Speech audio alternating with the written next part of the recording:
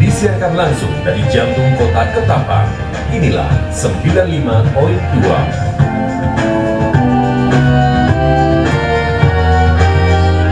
RKK Radio Kabupaten Ketapang.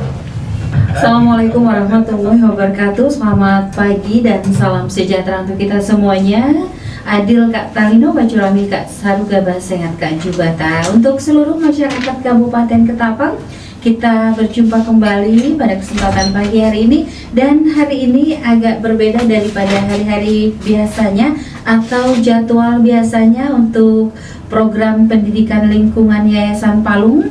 Kita akan sama-sama kembali untuk menginformasikan terkait dengan program pendidikan lingkungan Yayasan Palung. Hari ini Rabu tanggal 4 Juni 2025. Biasanya kami hadir di setiap hari Kamis, namun pada minggu ini di awal Juni 2025 kami hadir lebih awal, yaitu hari Rabu. Dan ada yang fresh pada pagi hari ini ya, seperti biasa, dan narasumber pastinya, dan bersama penyiar Anda saya Willia, ada Kak Hafiah dan ada Bang Tri Cahyono juga yang menemani saya.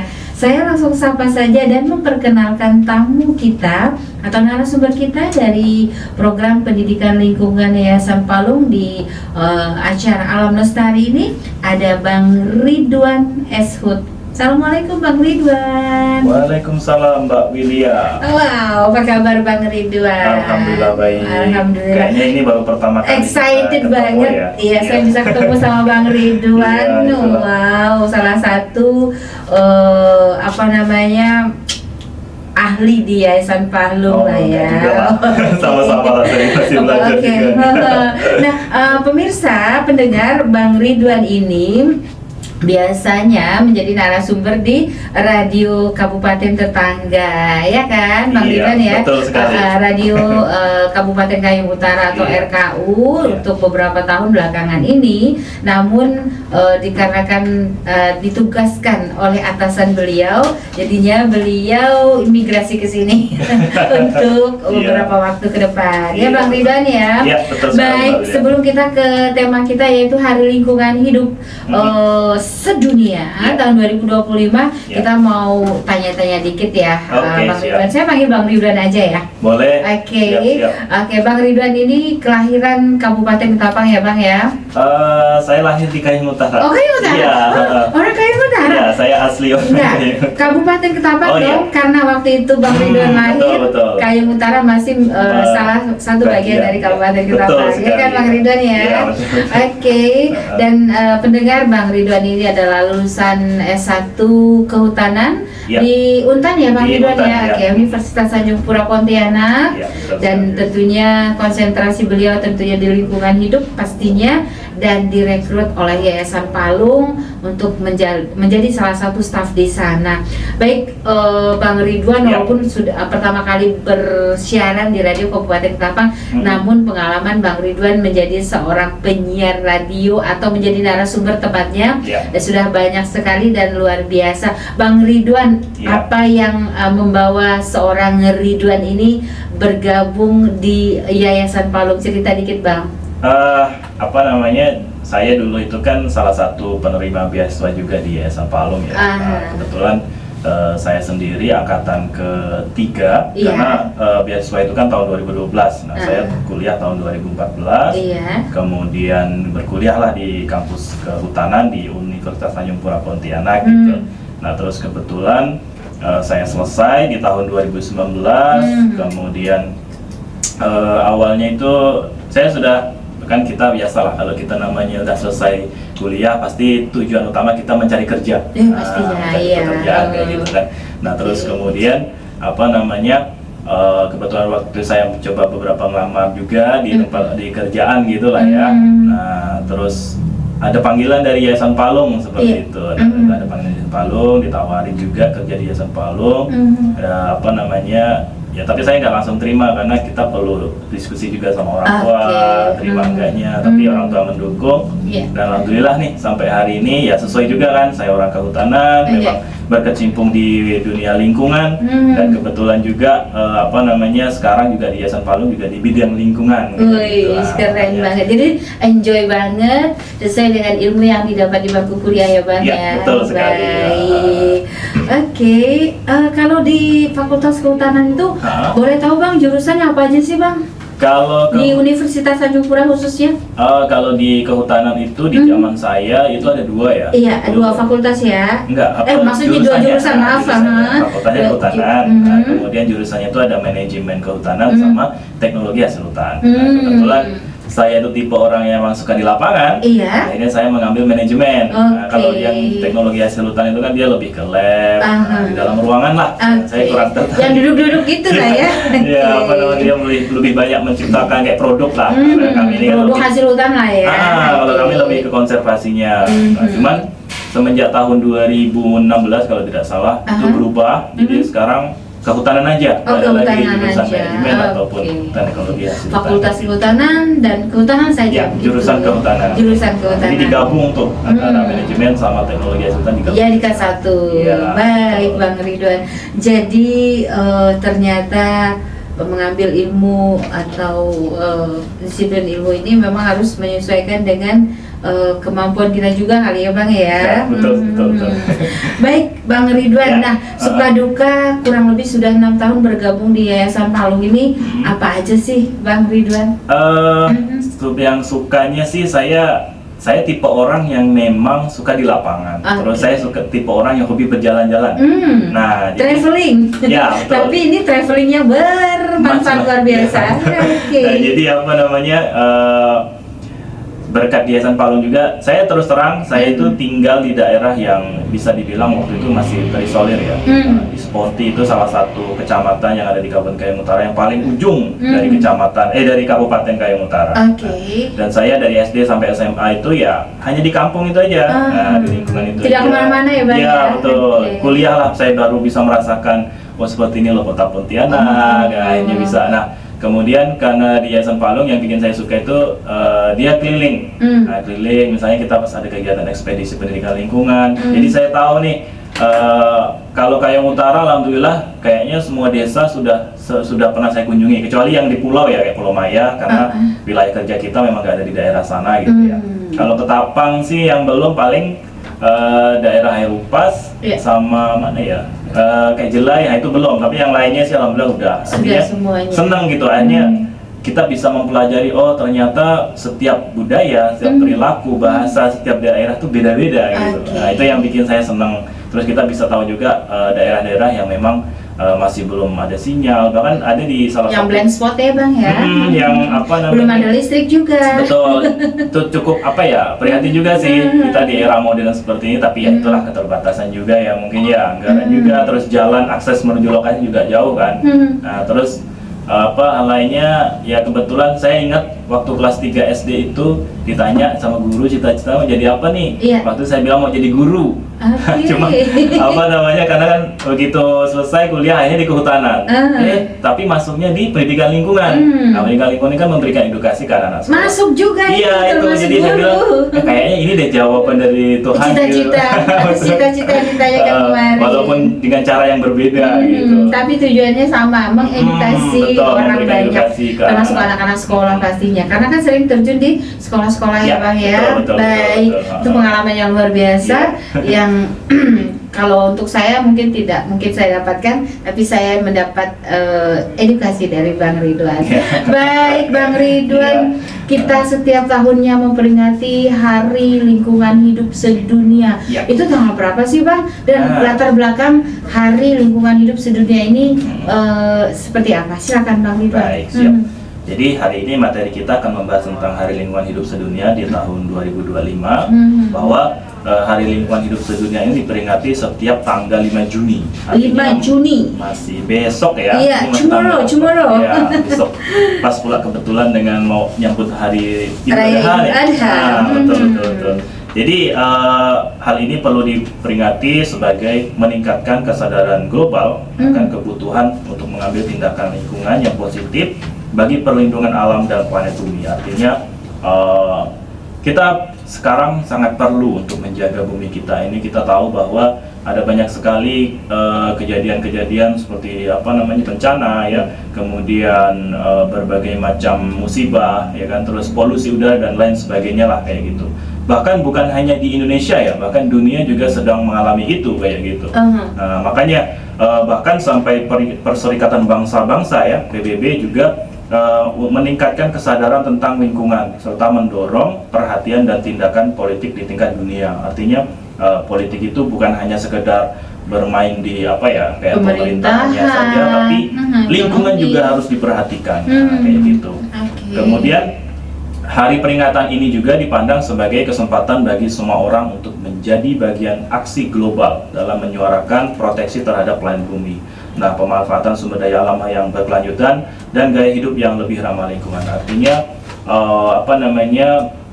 memang sumber daya alam ini memang diberikan Tuhan itu untuk manusia, karena bagaimanapun kita memang penduduk bumi kayak gitu. Tapi kita sebagai manusia juga istilahnya jangan, dalam tanda kutip, jangan serakah lah. Nah, harus balance, seimbang. Kita harus berkelanjutan juga. Ketika kita menebang satu pohon, kita harus menanam satu pohon. Itu harapannya seperti itu, agar supaya kedepannya kita itu sebenarnya kalau kita sih mungkin sekarang masih lah, tapi yang dampaknya itu akan ke anak cucu kita ke depannya kayak gitu yang ditakutkan.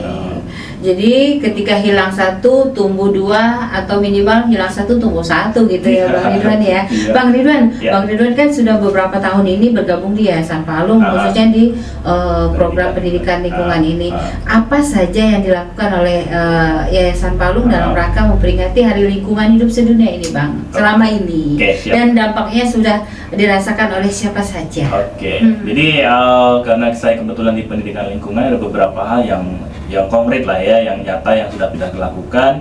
Kebetulan saya dari tahun 2019 itu sebagai pembina relawan. Jadi di Yayasan Palung itu ada relawan. Kalau yang di Ketapang itu Taruna Penjaga Alam, kalau yang di Kayong Utara itu relawan Bentangor untuk konservasi. Nah, jadi itu isinya anak-anak muda yang masih sekolah SMA lah, SMA sederajat. Tingkat SMA.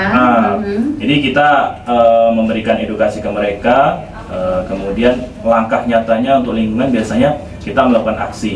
Nah, aksinya itu biasanya bersih-bersih pantai, karena di sana kan banyak pantai ya. Kemudian yang kedua, kita ada melakukan penanam pohon juga.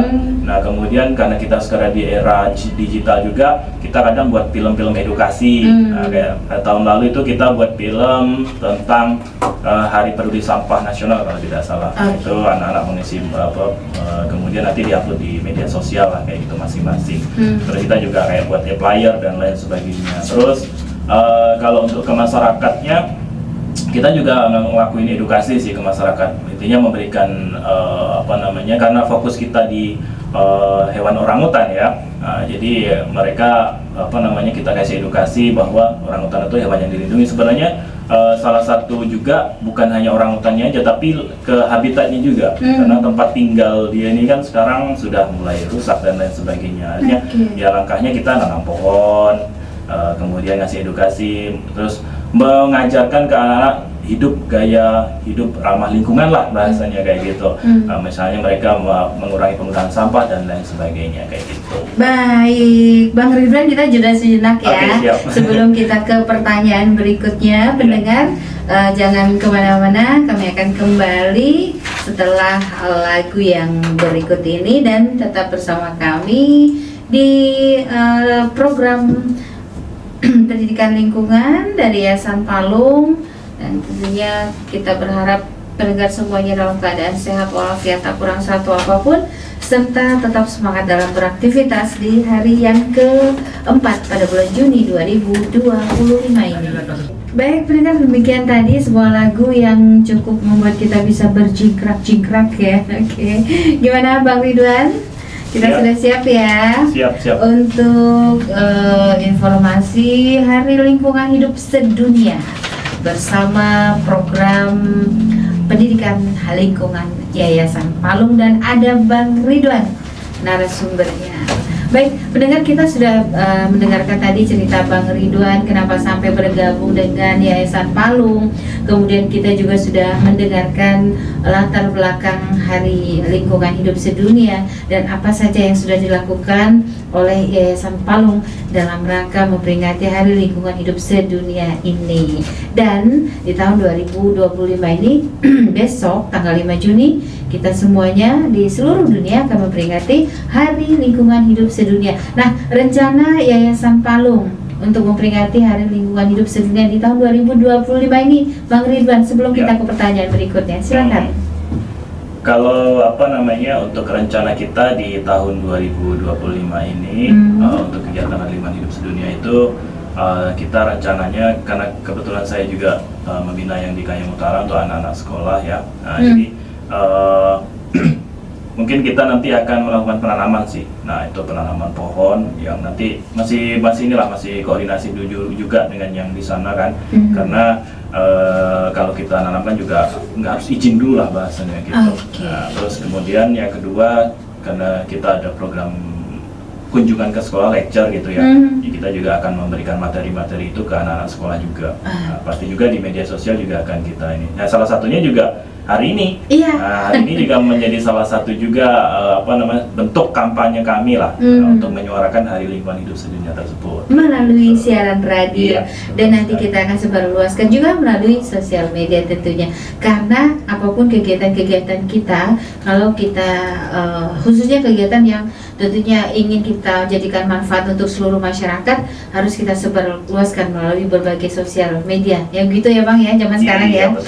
Oke. Nah, Bang, kita sebelum membahas Hari Lingkungan Hidup lebih lanjut nih, gimana kondisi lingkungan kita saat ini, khususnya di Kabupaten Kayong Utara dan Kabupaten Ketapang, karena wilayah kerja dari Yayasan Palung ini kan yaitu Kabupaten Kayong Utara dan Kabupaten Ketapang. Silakan Bang Ridwan. Baik, untuk kalau khusus untuk Kabupaten Ketapang dan Kayong Utara, karena di Kayong Utara itu adalah dia memiliki kawasan Taman Nasional Gunung Palung ya. Nah, jadi saya pikir kalau Kayong Utara untuk sejauh ini kalau lingkungannya mungkin masih aman. Tapi kalau kita bergeser ke daerah Seponti, kemudian yang Simpang Hilir, nah itu memang ada kerusakan alam lah. Contohnya pernah terjadi kebakaran ya kan, kemudian pembukaan lahan juga ya, ada perusahaan-perusahaan juga kayak gitu dan lain sebagainya. Kalau Ketapang,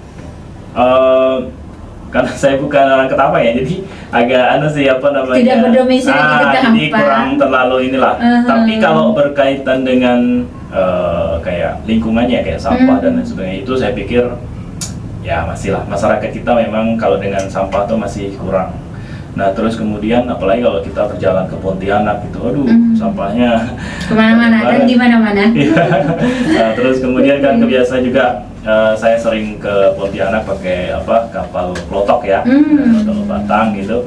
Nah, itu kadang perilaku masyarakat yang membuang sampah ke sungai itu kadang bikin greget juga tuh. Nah, padahal kadang ada beberapa kapal tuh yang udah disediain tong sampah tapi masih membuang sembarangan kayak gitu. Itulah hal-hal kecil seperti itu sepertinya kita perlu terus menerus diingatkan. Iya, betul. Walaupun mungkin tanggapan mereka kadang negatif, pasti kalau hal kayak gitu pasti marah awal-awal, tapi saya pikir mereka akan sadar dengan sendirinya lah bahwa menjaga lingkungan itu sangat penting kayak gitu.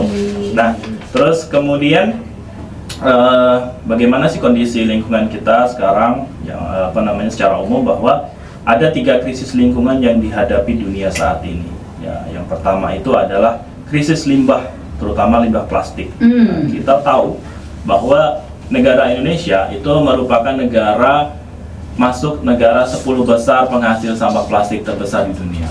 Karena hampir semua wadah memakai bahan plastik. Iya, betul sekali. Kalau yang di darat ya, kalau yang di laut itu kalau nggak salah Indonesia masuk 5 besar kalau nggak salah. Nah, itu yang menjadi dilema kita juga. Ya, sebenarnya sampah plastik ini bukan hanya masalah di negara kita aja, tapi bahkan dunia kayak gitu. Makanya ini sangat perlu diperhatikan. Bahkan pernah ada kejadian di daerah Jawa Barat, itu di daerah Lewi Gajah di Ciamis kalau tidak salah.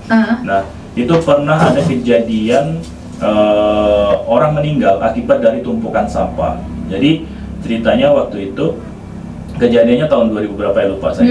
Nah jadi tumpukan sampah itu kemudian terjadilah banjir. Nah, kemudian banjir akhirnya mengurai lah namanya zat amoniak. Amoniak itu kan racun sifatnya. Nah, kemudian amoniaknya itu dihirup oleh manusia dan akhirnya manusia meninggal. Nah bahkan pada waktu itu semenjak kejadian itu diperingatilah sebagai Hari Peduli Sampah Nasional. Itu lupa saya tanggalnya tapi di bulan Februari kalau tidak salah, Januari atau Februari gitulah. Dan bahkan kampung itu tuh sampai hilang dari GPS tuh, yang dari Google Map itu tuh sampai hilang karena di bawah arus banjir itu. Nah itu menjadi salah satu momen yang sangat bahasanya sangat miris sekali yang memprihatinkan juga, yang harus kita jadikan pelajaran. Betul sekali. Nah, itu masalah pertama, masalah sampah lah ya. Saya pikir kalau sampah nih pembahasannya panjang. Membahas sampah tidak pernah habis-habis Bang Ridwan. Iya, karena memang produksi sampah ini selalu ada dan ada setiap harinya, bahkan setiap jamnya. Apalagi dari rumah tangga, dari kantor, dan rumah makan dan lain sebagainya. Pokoknya dari segala sektor selalu menghasilkan sampah. Betul sekali. Dan 75% sampahnya adalah sampah plastik. Sampai dengan hari ini. Padahal kita sudah mengkampanyekan bahwa kurangilah penggunaan bahan-bahan plastik. Tapi sepertinya makin hari bukannya makin berkurang, makin banyak ya Pak Ridwan ya. Bahkan menurut survei itu masyarakat kita khususnya dalam satu hari itu rata-rata menghasilkan minimal 2 kantong plastik. Saya sudah lihat itu sendiri ketika saya di pasar gitu, pas jalan ke pasar di Pontianak gitu ya.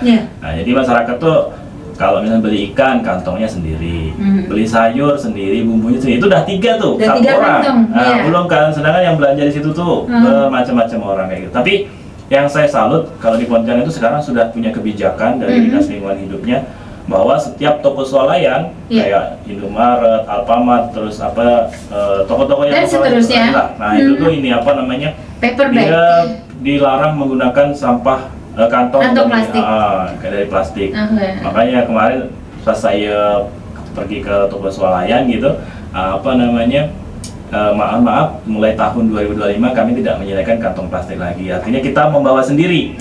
Kalau nggak bawa sendiri beli. Ada harganya tuh sekitar 10 sampai 15-an ribu lah. Kan jadi kita mikir nih.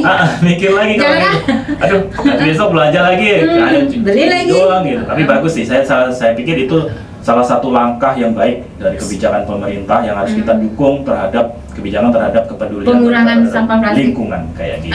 Oke, luar biasa sekali. Terus yang kedua, yang kedua itu adalah krisis biodiversitas. Ini apa itu? Biodiversitas itu intinya berkaitan dengan keanekaragaman hayati yang ada di tempat kita lah kayak gitu. Jadi ini dimana semakin banyak spesies yang terancam punah. Ini menjadi salah satu PR bersama sebenarnya sih. PR bersama untuk menjaga dan melindungi hewan-hewan yang menjadi ikonik lah, atau hewan khas yang memang kita miliki. Khas Kalimantan Barat khususnya. Kalimantan lah ya pada umumnya. Betul. Contohnya seperti bekantan, yang si hidung mancung itu. Itu kan kalau kita pergi ke Jawa, pergi ke Bali atau pergi ke Papua, tidak akan pernah menemukan namanya bekantan. Bekantan itu hanya ada di Pulau Kalimantan. Itu menjadi salah satu kebanggaan kita juga nih.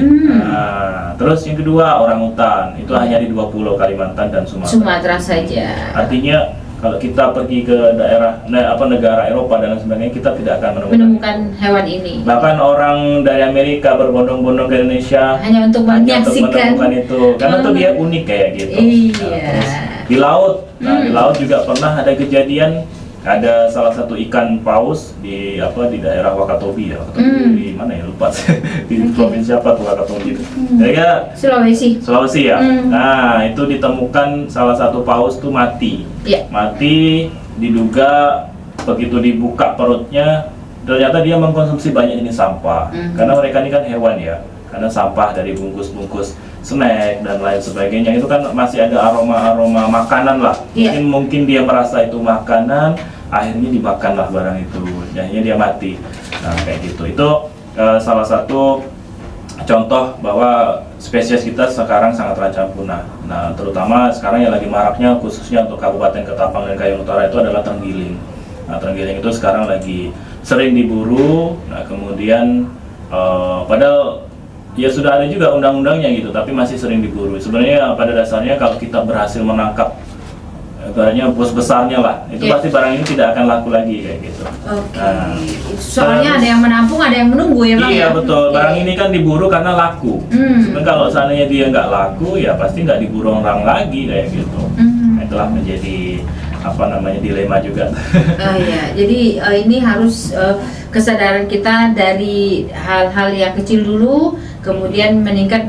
Nah, akhirnya kita menyadari bahwa hewan-hewan yang memang ikonik ini memang harus kita jaga, kita pelihara, dan kita lestarikan ya Bang ya. Iya, Mungkin betul sekali. jumlah bekantan dan orangutan ini sudah tidak banyak lagi. Iya. Mungkin juga di daerah-daerah tertentu dia juga tidak bisa berdiam karena hutannya dibabat, dijadikan kebun dan lain sebagainya. Begitu ya Bang ya. Iya, betul sekali. Baik, Bang Ridwan, kita Ya. sampai ke pertanyaan ketiga nih Bang Ridwan. Yang bisa dilakukan di Hari Lingkungan Hidup ini selain tadi yang disebutkan Bang Ridwan, apa saja lagi Bang yang bisa kita lakukan ini? Jadi yang bisa kita lakukan untuk di tahun ini, teman-teman juga lah ya di pendengar setia RKK lah ya. Iya. Nah, jadi yang pertama itu kita membersihkan lingkungan. Ini penting, terutama memang tempat-tempat yang memang sering dikunjungi masyarakat seperti kawasan pantai atau misalnya kawasan taman-taman. Nah itu alangkah baiknya ya dibuanglah pada tempatnya. Apalagi kalau kita bisa mengurangi penggunaan sampah itu lebih baik lagi gitu. Yang kedua, menanam pohon ini sangat penting dilakukan, bahkan dari Kemenak, dari Kementerian Agama itu menginstruksikan semua anggotanya untuk menanam 1 juta pohon. 1 juta pohon. Itu mendukung dari pemerintah juga. Nah, kemarin di Kayong Utara saya juga terlibat melakukan penanaman. Mereka ke pohon matoa sih, nggak tahu ya apakah ada khusus atau filosofinya atau gimana. Padahal saya pikir matoa itu asalnya dari Papua gitu, tapi nggak tahu lah. Tapi di Pulau Jawa subur banget loh Bang, pohon matoa. Ya? Bahkan pohon matoanya ditanam di halaman-halaman rumah dan berbuah dan sudah panen berkali-kali. Oke, khususnya saya temukan di Yogyakarta sana. Oke, lanjut Bang. Emang enak sih buahnya. Enak, seperti rasa-rasa durian gitu. Iya, durian, perpaduan durian sama rambutan. Iya, betul. Ini di Pontianak lagi musim nih. Dan harganya cukup mahal, di Ketapang 30.000 kalau nggak salah 1 kilo. Iya, sekitar segitulah. Sekitar segitu ya. Jadi, ayo Bapak Ibu kita tanam matoa.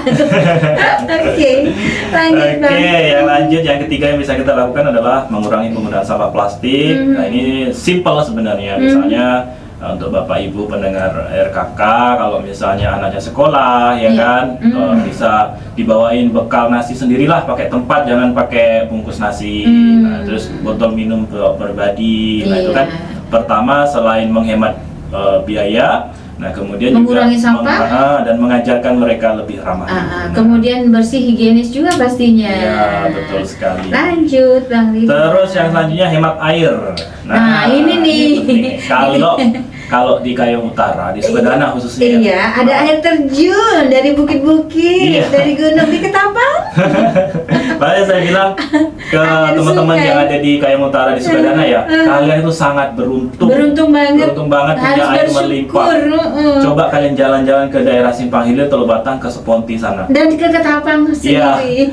Itu air gambut saya bilang. Malah mereka memanfaatkan air hujan untuk dikonsumsi. Nah, jadi sangat bersyukurlah. Apalagi nggak tahu ya kalau di Ketapang PDAM itu kan bayar. Iya, PDAM nggak bisa diminum airnya Bang. Iya, maksudnya untuk konsumsi artinya. Untuk mandi, untuk cuci iya. Iya betul. Makanya kalau di Sukadana itu kalau justru airnya kalau ditahan takutnya jebol. Jadi harus ngalir terus. Makanya sangat bersyukurlah kalian yang tinggal di Sukadana. Dan Kabupaten Ketapang mengambil air dari Sukadana betul. diproduksi menjadi air mineral. Luar biasa loh Sukadana ini ya. Oke, Bang Ridwan lanjut lagi. Terus selanjutnya berbagi edukasi kepada masyarakat. Nah, contohnya hari ini kita memberikan edukasi ke masyarakat bahwa Hari Lingkungan Hidup Sedunia ini sangat penting dan momentum yang perlu kita lestarikan juga, bukan hanya di tanggal 5 Juni sebenarnya, tapi sepanjang hidup. Sepanjang hidupnya, kalau bisa kita lebih berhidup ramah lingkungan lagi lah kayak gitu. Kita juga melakukan edukasi ke anak-anak sekolah dan lain sebagainya. Terus, nah ini sorotan untuk pemerintah juga, yaitu membuat kebijakan yang pro terhadap lingkungan. Nah, jadi harapannya produk undang-undang pemerintah daerah ini ya Bang kalau ya. kami seorang swasta tuh hanya melaksanakan aja, tapi yang berhak untuk memutuskan, yang membuat undang-undangnya adalah pemerintah daerah. Jadi harapannya pro terhadap lingkungan sangat penting untuk dilakukan. Salah satunya contoh yang sudah dilakukan Dinas Lingkungan Hidup yang di Pontianak tadi, menghemat penggunaan sampah. Itu. Terus, nah yang paling penting satu lagi nih, yang nomor berapa tuh? Yang berikutnya itu adalah hemat listrik. Nah, yang sering saya soroti itu adalah kan listrik ini kan berasal dari fosil, ya kan? Nah, bahan bakar dari fosil, batu bara. Toh nanti kalau seandainya kita nggak berhemat juga barang ini akan segera habis. Kasihan anak cucu kita ke depannya. Nah, yang sering saya soroti adalah ketika kita mengecas HP, ngecas HP ketika udah full, baterainya itu nggak langsung dicabut colokannya. Colokannya dicabut, HP-nya diambil, colokan nggak dicabut. Nah, itu yang saya sering sampaikan ke anak-anak sekolah itu, tolong dicabut. Itu salah satu tindakan kita untuk peduli dengan lingkungan. Dan ini pengamanan atau safety, karena berbahaya juga itu. Ya, betul. Ya sih, yang pertama buat menghemat supaya awet mengecasnya. Yang kedua juga menghindari hal-hal. Iya kan, kita listrik kan beli gitu kan, kita bayar untuk menghemat penggunaan listrik dan lain sebagainya. Betul banget. Oke, saya pikir itu sih langkah-langkah sederhana yang bisa kita lakukan di Hari Lingkungan Hidup Sedunia di tahun 2005. Nah, pendengar weekend tadi apa yang sudah disampaikan oleh Bang Ridwan ini terkait dengan memperingati Hari Lingkungan Hidup Sedunia. Walaupun kita yang masyarakat awam, masyarakat umum kadang-kadang tidak peduli, tidak ingat, bahkan ada yang tidak tahu bahwa besok itu adalah Hari Lingkungan Hidup Sedunia ya Bang Ridwan ya. Nih pesan-pesannya Bang Ridwan nih yang ingin Bang Ridwan sampaikan melalui Radio Kabupaten Ketapang, khususnya dari Yayasan Palung terkait dengan peringatan Hari Lingkungan Hidup dan kepedulian kita terhadap lingkungan hidup untuk sehari-hari kepada masyarakat Kabupaten Ketapang. Silakan Bang. Ya, untuk pesan-pesannya ya. Nah, jadi satu hal yang ingin saya sampaikan adalah kondisi iklim kita itu sekarang sedang tidak baik-baik saja sebenarnya. Ya, mungkin masyarakat kita khususnya di Kayong dan Ketapang mungkin sekarang masih belumlah merasakan itu. Tapi kalau kita geser ke negara India, nah di India itu pernah terjadi suhu yang sangat ekstrim, itu berada di kisaran 40 sampai 50 derajat. Kalau kita kalau kita sekarang kan mungkin berada di posisi 26 sampai 30 lah, 30. Pernah kita sempat tahun 2024 di bulan September yang terjadi peristiwa kulminasi itu. Nah, itu sempat sampai 32 derajat, itu panasnya luar biasa. Panas banget.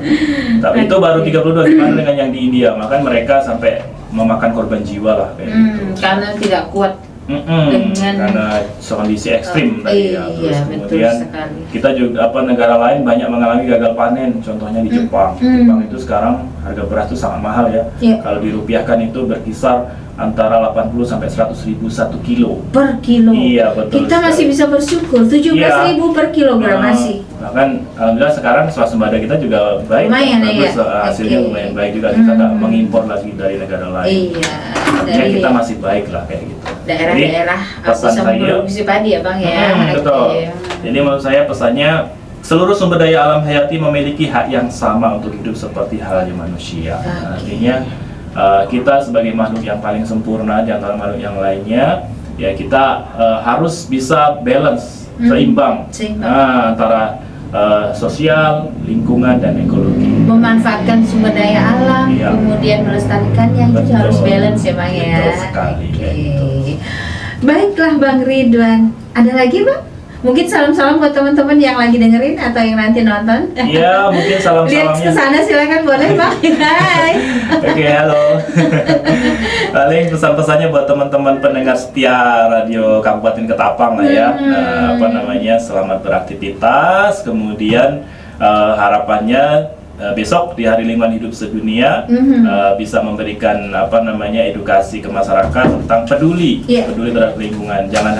Bukan hanya untuk Idul Adha-nya aja ya. Nanti banyak motong sapi, kambing, terus sampahnya dibiarin gitu aja. Nah, harapannya kalau bisa meminimalisir lah menggunakan kantong sampah. plastik. Iya, betul sekali. Kalau bisa kurbannya mungkin diantarkan pakai apa gitu iya. atau tempat-tempat gitu ya Bang yang ya. lebih tradisional lah kalau bisa. Itu Kan ada besek-besek tuh Bang. Iya. Itu kayaknya bagus deh. Iya. Selain Iya, betul, tentunya menghidupkan UMKM juga kan Bang ya. Iya, betul. Bang Ridwan mewakili Yayasan Palung khususnya program pendidikan lingkungan hidup, apa yang ingin Abang sampaikan kepada pemerintah Kabupaten Ketapang terkait dengan kami sudah memfasilitasi Yayasan Palung untuk menyebarluaskan informasi kegiatan kalian melalui Radio Kabupaten Ketapang ini, dan harapan Yayasan Palung kepada pemerintah Kabupaten Ketapang. Silakan Bang. Khusus untuk Radio Kabupaten Ketapang dulu Dan lah. Diskominfo pastinya. Diskominfo ya. Nah, harapan saya adalah ke depan tetap maju, tetap jaya, tetap on air, kemudian apa namanya tetap memberikan informasi-informasi yang positif lah kepada masyarakat. Nah, apalagi tentang lingkungan, harapan saya adalah bisa menyebarkan virus-virus konservasi. Baik, siap. Terus kemudian kalau untuk pemerintahnya sendiri yang saya bilang tadi, harapan ke depan memang untuk menjadi seorang pemimpin itu tidak mudah. Dia harus seimbang antara sosial, kemudian ekonomi, budaya, ekologi lingkungannya ya. Nah, jadi apa namanya, harapan saya adalah ketika memanfaatkan sumber daya alam, harapannya tetap seimbang antara menggunakan sumber daya tersebut dengan kelestarian lingkungannya sendiri, kayak gitu. Itu sih harapan sih. Membuat kebijakan yang pro lingkungan lah, itu harapannya. Terima kasih Bang Ridwan. Ada lagi nggak? Cukup ya. Oke. Mudah-mudahan di kesempatan mendatang atau minggu depan kita jumpa kembali Bang Ridwan ya.